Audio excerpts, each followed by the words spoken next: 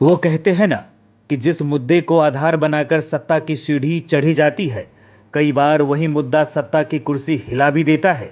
नेपाल की राजनीति में एक बार फिर वही कहानी दोहराई जा रही है। भ्रष्टाचार के खिलाफ जीरो टॉलरेंस के नारे के साथ जनता ने बालेन शाह को अपनी उम्मीदों का चेहरा बनाकर प्रधानमंत्री की कुर्सी तक पहुंचाया।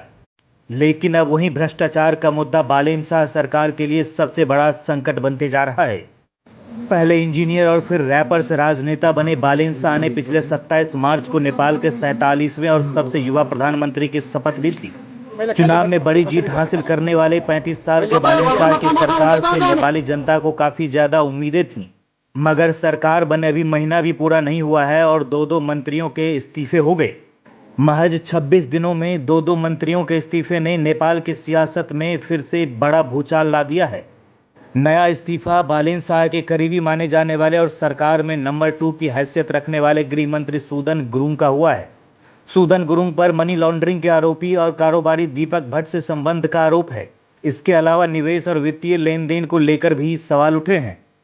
दीपक भट्ट को हाल ही में मनी लॉन्ड्रिंग के आरोप में गिरफ्तार किया गया था। इस मामले की फिलहाल जांच भी चल रही है। भट्ट की गिरफ्तारी के बाद गुरुङ की वित्तीय गतिविधियों, निवेश और शेयर को लेकर सवाल उठने लगे थे।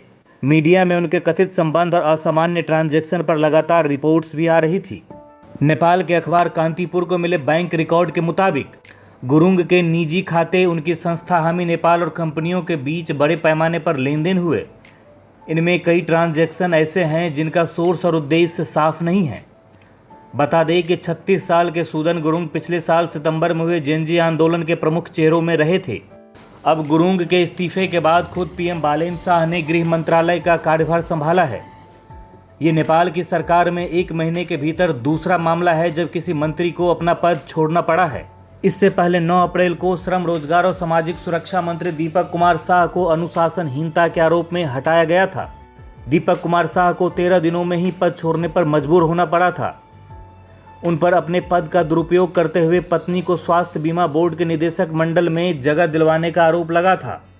आरोपों के बाद बढ़ते तनाव के चलते शपथ लेने के महज 13 दिनों बाद ही उन्होंने इस्तीफा दे दिया था। यानी एक के बाद एक लगातार 2 इस्तीफे।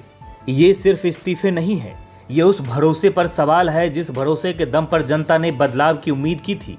महज 26 दिनों के भीतर 2 मंत्रियों के इस्तीफे ने बालेन शाह की सुधारवादी छवि और उनकी पार्टी राष्ट्रीय स्वतंत्र पार्टी के वादों पर संदेह बढ़ा दिया है। दरअसल उनकी पार्टी ने भ्रष्टाचार को खत्म करने और पारदर्शी शासन लाने के वादे पर ही भारी बहुमत से सत्ता हासिल की थी। कभी बालेन शाह कहते थे कि भ्रष्टाचार खत्म करेंगे, लेकिन आज हालात ये है कि उनकी अपनी सरकार पर ही भ्रष्टाचार की छाया पड़ती दिख रही है।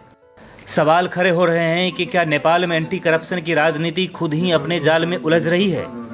आपकी क्या राय है? हमें कमेंट कर जरूर बताएं। और हाँ, आपको हमारा ये वीडियो पसंद आया हो तो लाइक, शेयर और चैनल को सब्सक्राइब जरूर करें। ब्यूरो रिपोर्ट, न्यूज़ नेपथ्य।